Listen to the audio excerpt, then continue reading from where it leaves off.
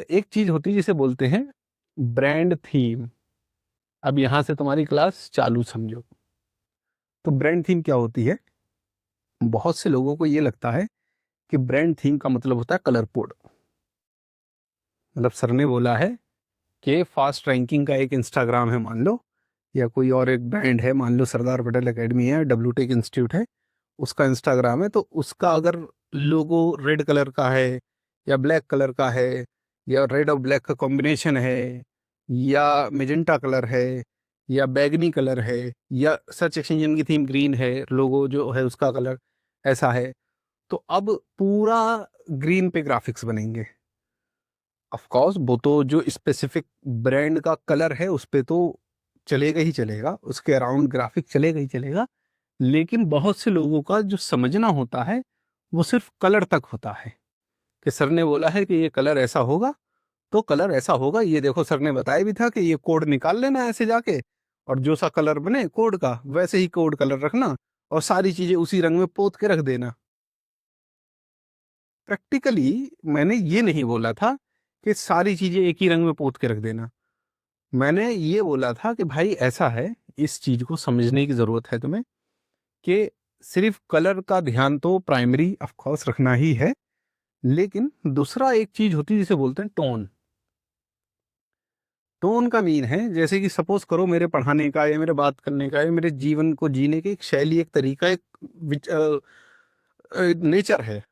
ठीक है, तो ऐसे ही उस हर ब्रांड का भी होता है। फॉर एग्जाम्पल क्लोजअप, जो जितने भी ऐड देखोगे आप क्लोजअप के सारे वो बनाता है जिसमें इस तरीके की चीजें हों क्लोजअप में, यूथ के साथ कपल्स वाला टाइप का।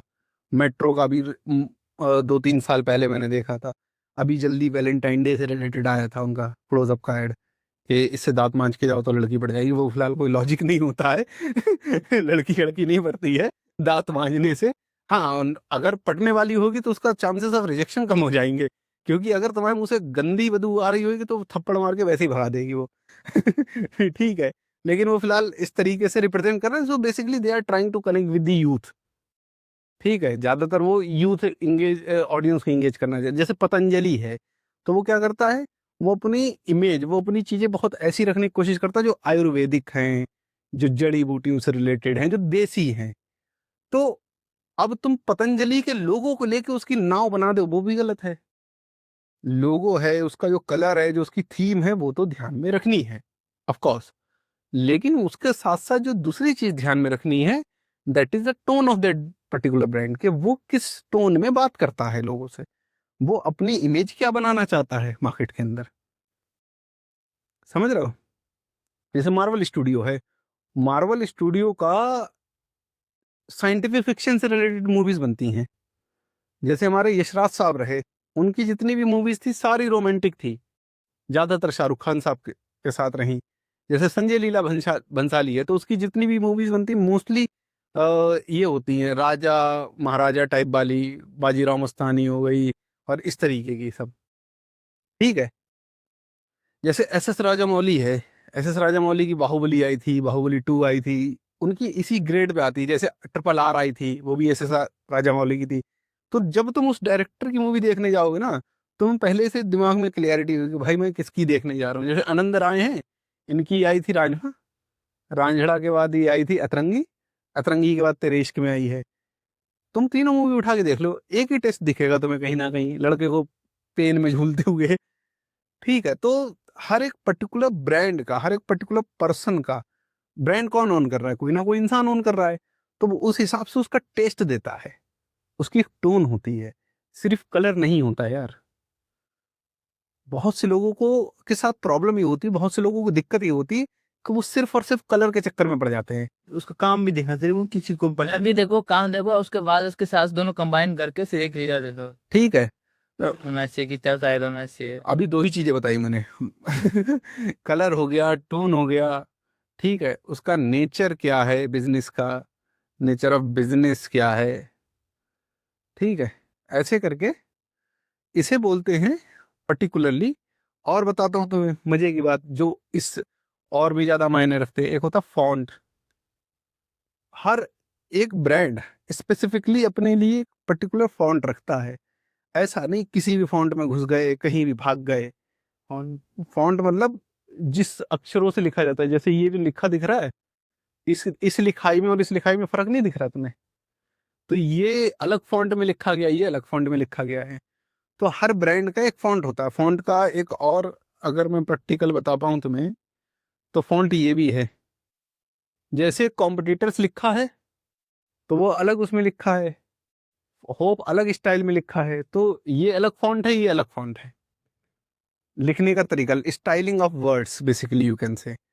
तो हर एक ब्रांड का स्पेसिफिक फॉन्ट होता है। आप ऐसे ही जाके रैंडम कोई फॉन्ट में ग्राफिक्स नहीं बना सकते।